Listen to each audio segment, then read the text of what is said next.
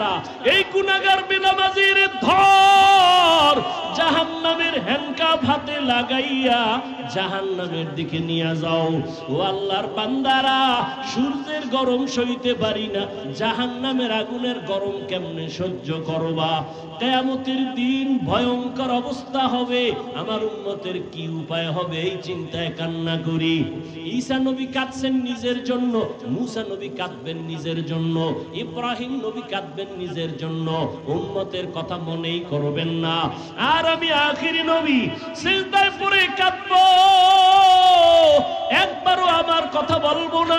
আমি বারবার আমার আল্লাহকে বলবো, আল্লাহ আমার গুনাহগার উম্মতের বাঁচাও, আমার উম্মতের বাঁচাও, একজনও যেন জাহান্নামের আগুনে না যায়। আমার উম্মত যদি জাহান্নামের আগুনে যায় আমি জান্নাতে যাব না। নবীর কান্না দেখিয়া আমার আল্লাহ বলবে, নবী কাঁদিয়েন না, মাথা উঁচু করেন, আপনার উম্মতগুলো বাছাই করে করে জান্নাতের দিকে নিয়ে যান। আম্মা জান বলেন, নবীজি ওই কোটি কোটি কোটি মানুষের ভেতরে আপনার উম্মত আপনি চিনবেন কি করে? নবী বলেন, ও আয়েশা, আমার ওই উম্মতেরা যারা দুনিয়ার জমিনে থাকিয়া 5 বেলার নামাজ 5 ওয়াক্ত ওযু বানাইয়া নামাজ আদায় করত, কিয়ামতের ময়দানে ওযুর জায়গাগুলো নূরের আলোতে ঝলমল করতে থাকবে। আমি দেখিয়া দেখিয়া উম্মত ধরে জান্নাতের দিকে নিয়ে যাব। প্রথমে আমি কাউসারের কিনারায় নিয়া আমি নিজে নবী উম্মতের লাইনে দাঁড় করাইয়া আমার হাতে পেয়ালায় আমি নিজে দিয়া দিয়া আমার কলিজার উম্মতের এক পেয়ালা হাউজে কাউসারের পানি পান করাবো। একবার যারা পানি পান করবে কখনো তাদের আর পিপাসা লাগবে না, লাইনে দাঁড়ায় পানি পান করবে, এরপরে জান্নাতের দিকে যাবে। হঠাৎ করে একদল উম্মতের মাঝখানে পর্দা, পেছনে বহু উম্মত। ও ফেরেশতারা আটকাইয়া দিলা কেন? আমার উম্মত এখনো বাকি, কাউসারের পানি তো এখনো দিতে পারি নাই। নবীর জবাবে ওই ফেরেশতারা বলবেন, ও পয়গম্বর, এই উম্মতগুলো আপনার খাঁটি উম্মত না। আপনি দুনিয়া থেকে বিদায়ের পরে এই উম্মতগুলো আপনার আদর্শকে জবাই করেছে, নিজেও নামাজ পড়ে নাই, যারা নামাজ পড়তো তাদেরও পছন্দ করে নাই, নিজেও পর্দা করে নাই, যারা পর্দা করতো তাদেরও পছন্দ করে নাই, নিজেও আপনার আদর্শের দাঁড়িয়ে রাখে নাই, যারা দাড়ি রাখতো তাদেরও পছন্দ করে নাই, নিজেও হালাল ভাবে চলে নাই, হালাল খায় নাই, যারা হালাল ভাবে চলতো হালাল খাইতো তাদেরও পছন্দ করে নাই। এরকম নাই? নিজেও জিকির করে না, অন্যেরা জিকির করে তাও পছন্দ করে না, নিজেও পাগড়ি পরে না, অন্যেরা নবীর আদর্শে পাগড়ি পরে তাও পছন্দ করে না। নবী শুনিয়া আয়েশাকে নবী বলেন, আমি তখন বলবো, সুহকান সুহকা, তোরা ভেগে যা, আমার উম্মত না। সাথে সাথে আল্লাহ গায়বী আওয়াজ দিবেন, ও জাহান্নামের ফেরেশতারা, এই গুনাহগার বেনামাজির ধর জাহান্নামের হ্যান্ডকাফ হাতে লাগাইয়া জাহান্নামের দিকে নিয়ে যাও। ও আল্লাহর বান্দারা, সূর্যের গরম সইতে পারি না, জাহান্নামের আগুনের গরম কেমনে সহ্য করবা? হেদায়েতের মালিক আমার আল্লাহ। আবু জাহাল 13 বছর নবীরে দেখলো, বয়ান শুনলো, কালেমা পড়ে নাই। আর ওমরের মতো বান্দা নবীর গর্দান কাটতে আসিয়া মুসলমান হয়ে গেল। এই জমিনে আবু জাহাল নাই, কিন্তু তার মেজাজওয়ালা কিছু মানুষ আছে, হাজারো বয়ান শুনবে, দিলটা নরম হবে না, চোখে পানি আসবে না, তওবা না করিয়া বিদায় হইয়া রাস্তায় গিয়া দোকানে গিয়া আরো বিরোধিতা করবে। আর একদল ওমরের মেজাজওয়ালা মানুষ গুনাহগার হইয়া প্যান্ডেলে ঢুকার পর হঠাৎ করে মরণের কথা স্মরণ হয়ে গেছে, মায়ের কথা মনে পড়ে গেছে, বাবার কথা মনে আসছে, আমার মা কই, আমার বাবাই কই। যেই মা বাবা রাত্র ভর আমার জন্য কত ঘুম নষ্ট করিয়া কত কষ্ট করেছে। ও যুবক, ওই মা বাবার চোখের পানি আর দোয়া ছাড়া আমি হাফিজুর রহমান এই চেয়ারে বসতে পারি নাই। ওই মা বাবার চোখের পানি আর দোয়া ছাড়া তুমি টাকার মালিক হতে পারো নাই। ওই মা বাবার দোয়া চোখের পানি ছাড়া পরীক্ষায় ভালো নাম্বার পাও নাই। ওই মা বাবার কথা মনে করিয়া চোখের পানি ছাড়িয়া দাও। আর মনে মনে তওবা করো আর বলো, হে মালিক, এই ময়দানে আমার মতো গুনাহগার কেউ নাই। আমার গুনার কারণে হাত না পাক, আমার চোখ না পাক, আমার জিহ্বা না পাক, আমার অন্তর না পাক। ইয়া আইয়ুহাল্লাযীনা আমানুত্তাকুল্লাহ, আল্লাহ বলেন, ও মুমিন, তোমরা আল্লাহকে ভয় করো, তাকওয়া অর্জন করো। কোন বেঈমানকে বলেন নাই, শুধু মুমিনকে। আজকে বয়ান যা আয়াত দ্বারা শুধু মুমিনের জন্য, বেঈমানের জন্য না। আকুলু কাওলান সাদীদা, জবানের দ্বারা যা বলবা সত্য সঠিক শালীন ভাষায় বলো।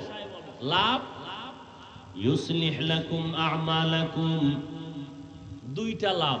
এক, জীবনের সব আমল কবুল হয়ে যাবে। ওয়া ইয়াগফির লাকুম যুনুবাকুম, দ্বিতীয় পুরস্কার, তোমার জীবনের সব গুনাহ মাফ হয়ে যাবে।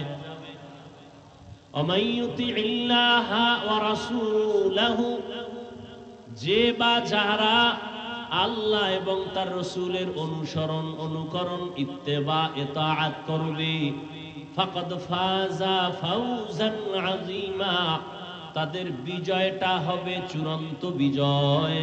অর্থাৎ তারা দুনিয়াতেও বাদশা, পরকালে তারা বিনা হিসাবে জান্নাতি।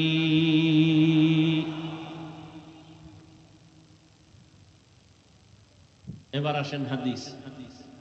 قال النبي صلى الله عليه وآله وسلم من يزمن لي ما بين لحييه وما بين رجليه أزمن له الجنة।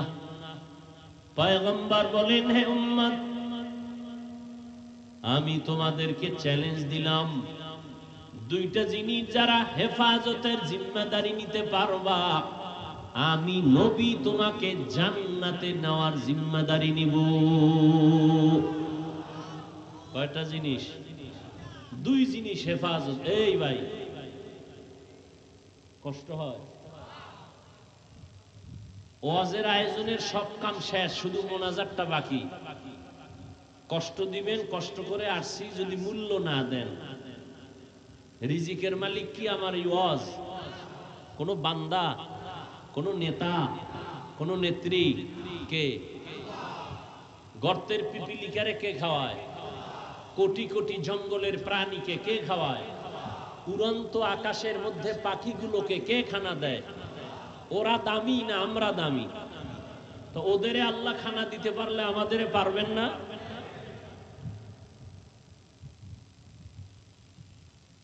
কষ্ট দিবেন, আস্তে হাত দুইটা উঁচু করে আলহামদুলিল্লাহ বলে বিদায় হয়ে যাবে।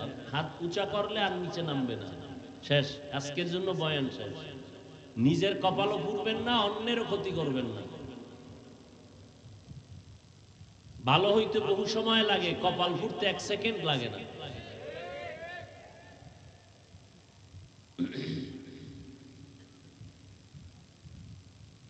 একটু আগে বললাম, বয়ান বক্তার বাহাদুরিতে হয় না, আপনাদের মহব্বতে হয়। আসতেছি, ঘুরাইয়ে উঠতেছি, এর মধ্যে আঘাত, এর মধ্যে বাধা। কেন আপনি উঠা বসা করবেন তো ঢুকলেন কেন? আপনি বাহিরে দাঁড়ায় বয়ান শোনেন, মাইক দেওয়া আছে বহুদূর, ডিস্টার্ব করেন কেন? নাটকের মঞ্চ মনে করতেছেন, যাত্রার প্যান্ডেল ভাবতেছেন।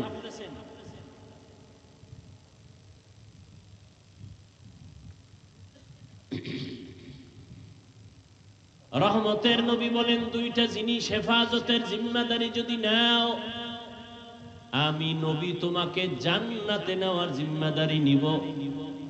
এক, দুই ঠোঁটের মাঝে জিহ্বার হেফাজত করো।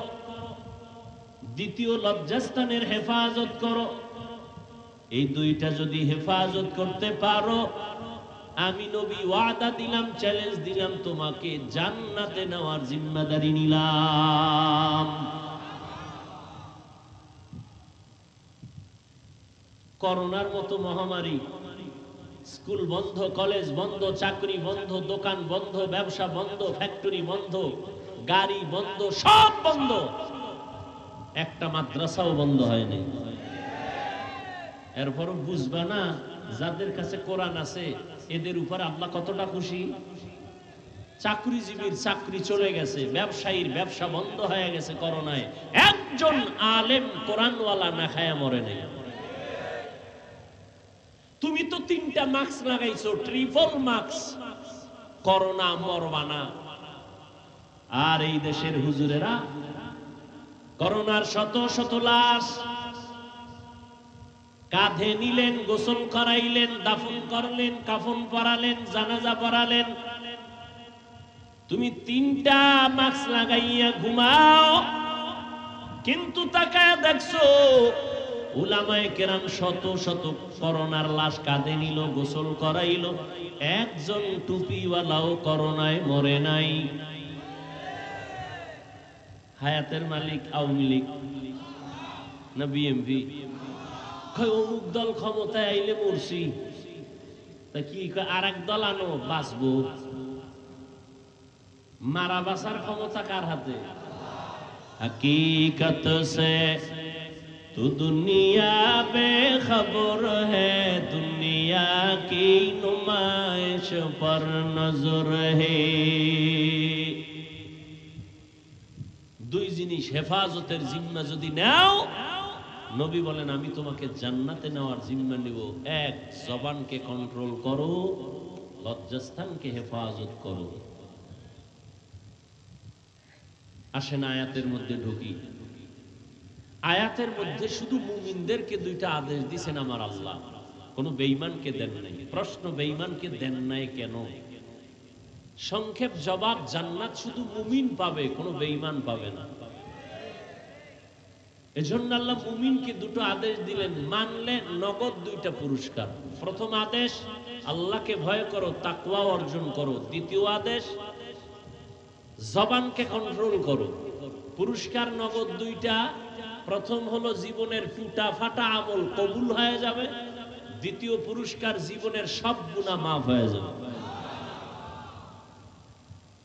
1 নম্বর আদেশ আল্লাহকে ভয় করো, না কোনো নেতা, হ্যাঁ, তরবারি, কোন দল, কোন ব্যক্তি।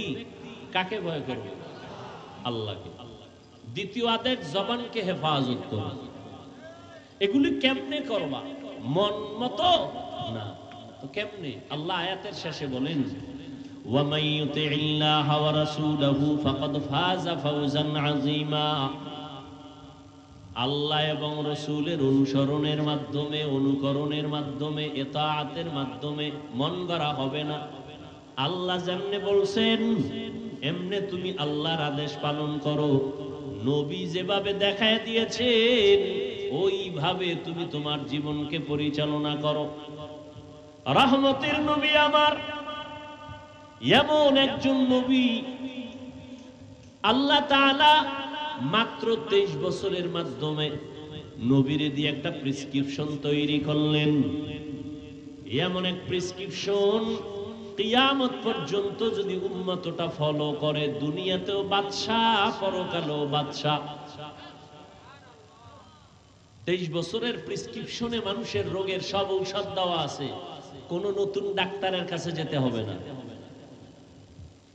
আব্রাহাম লিঙ্কন বলে মোহাম্মদের প্রেসক্রিপশন বাদ দিয়ে আমারটা গ্রহণ করো। গণতন্ত্র, কেউ বলে রাজতন্ত্র, কেউ বলে সমাজতন্ত্র। আব্রাহাম লিঙ্কন বলে একটা, মাও সেতুন বলে আমারটা নাও, লেনিন বলে আমারটা নাও, কালমার্স বলে আমারটা নাও। মদিনার নবী চ্যালেঞ্জ দিয়ে গেছেন, এ দুনিয়াতে যত আদর্শ, এক কথায় সব আদর্শগুলো হলো নাপাক, মদিনাওয়ালা নবীর আদর্শই হলো পাক। মদিনার নবীর আদর্শ দেখছেননি? এই দুনিয়াদারেরা তাকায় দেখো রাসূলের আদর্শ। কোন নেতা এতগুলো মানুষ এত রাত্রে বসায় রাখতে পারতো না, তাও আবার এই ময়লা পালে। এতগুলো মানুষ যদি আনতে চাইতো কোন টাকাওয়ালা, ফিরি ফিরি গাড়ি দেওয়া লাগতো। বসার জন্য ভিআইপি ব্যবস্থাপনা, ফাঁকে ফাঁকে নাস্তা, না হয় চেয়ারের বাড়ি। অন্যদিকে এতগুলো মানুষ নিয়ন্ত্রণের জন্য কত পুলিশ র্যাব লাগবে। ও আকলওয়ালারা একটু ফিকির করো, চিন্তা করো, এত হাজার মানুষ এখানে আছেন, কাউকে ফ্রি গাড়ি দেওয়া হয় নাই।